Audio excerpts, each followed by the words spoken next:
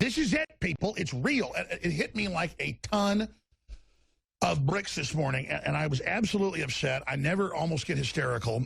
I was just like really concerned. I was like, what is it? What is it? And I went, oh my God. It was all the news I read early that morning before I exercised. They clearly, there's a demarcation line in the last few days. You could say it started September 1st, 2016. We're in the New World Order. It's on.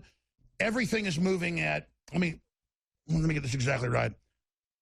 Their takeover is now moving at 20 times the previous speed, and I mean that number. I've really thought about that.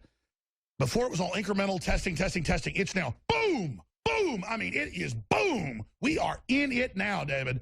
You know, Alex, they always say, how does a very rich person go bankrupt? They asked a rich person once, and he said, well, gradually at first and then very rapidly. And that's what we're seeing happening here. They've got this deadline. They've been talking about massive structural reorganization of the global governance. I totally forgot. You're right. Germany admits they're on the verge of collapse. Exactly. Yeah. And the average person, it's too scary. Oh, they're not taking over the elections. Oh, Germany's not saying get emergency supplies, prepare for a massive emergency. And I'm so conditioned. I've been saying it for so long, I'm not even up here tooting our horn, David. Yeah. In fact, I've got the articles right here. Deutsche Bank refuses clients' demand for physical gold. And it goes on and on and on, and they admit that they're telling... David, you covered it last Friday. What do you think the Germans... The national government says, get ready for a serious emergency, get food and water, and the Germans clean the shelves off. What is going on there? Oh, they're doing a lot of prepping, and I think the key thing is there's a massive run on home safes because they can't trust the banks.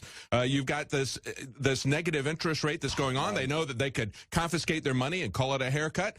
They don't even want to put their money in safe deposit boxes because they know they'll steal that. So you've got this massive movement, a shortage of safes because everybody wants to take their cash home, put it there. And why not? Why should they have to pay the banks to save their money? Instead of the banks paying them any interest, they have to pay the banks and then have it subject to confiscation or just outright theft, if you want to call it that. And by the way, U.S. banks, you know, in the new stress test reports, I didn't even cover this. I read this like a month ago. I think it was Market Watch, and I didn't even cover it because I've been so close to it for so long. I don't want to just say, we told you, we told you, we told you.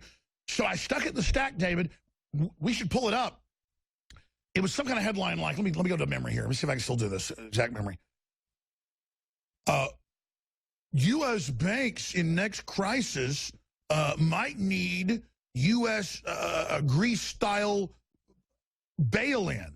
And then it went on to say they're preparing and looking at taking money out of your account or negative interest rates where you pay them to have an account or pay them to have money. I mean, it's like they're actually in major publications now lubing us up for grabbing the money out of our accounts, David. Well, you know, that was one of the key things, I think, from Nigel Farage, I remembered, was the time that he got up at the EU and he said, who are you to shut down the democratically elected leaders of Italy and Greece and put in these Goldman Sachs bankers? Who are you to override that? But Let's say it again. Yeah. Appointing presidents and prime ministers and then having Soros get up and brag about it at Davos with his little demon egghead. Yeah. And it's like, what the fuck?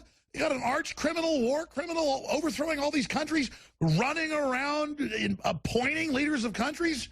Well, Alex, you know, that story that was on Drudge a couple of days ago is a Breitbart story with Bill Clinton. They went back, they looked at the Clinton Global Initiative, where he was talking to the yogurt billionaire, Chobani Yogurt. And they were talking about how they could bring in these Syrian refugees, how they were the greatest people, the greatest workers and entrepreneurs in the world. They could bring them in. There's 10,000 empty homes in Detroit. And, you know, Hillary Clinton's policy will bring in more people in her first term than the entire population of Detroit. Yeah, they're saying Americans don't matter. We're going to resettle you and then give them welfare money. That's right. Like crops of things that are growing. Sorry, go ahead. And it's even worse, Alex, because I covered that on Tuesday's Nightly News with Leanne McAdoo, the fact that this guy, who is this Chobani Yogurt guy? Well, he's a Turkish citizen who is sitting on the board of the New York Fed, setting our monetary policy. He's not even an American citizen. And furthermore, he's sitting there with Bill Clinton and the Clinton Global Initiative and talking about how they're going to establish immigration policy. He's not even an American citizen. And he's using these people as slaves when they come into his factory. And they're going to have basically the UN, EU oversee our election and have Homeland Security run it. But Donald Trump's wrong that they're going to have feds involved. And I'm wrong. Yeah. The creature in Texas is wrong. I'm sorry. Dare not say her name. Now, I'm going to hand the baton to you in a moment. I have a lot to cover here, David, but let me just add this. Something, I didn't drop the ball today, but it's epic level.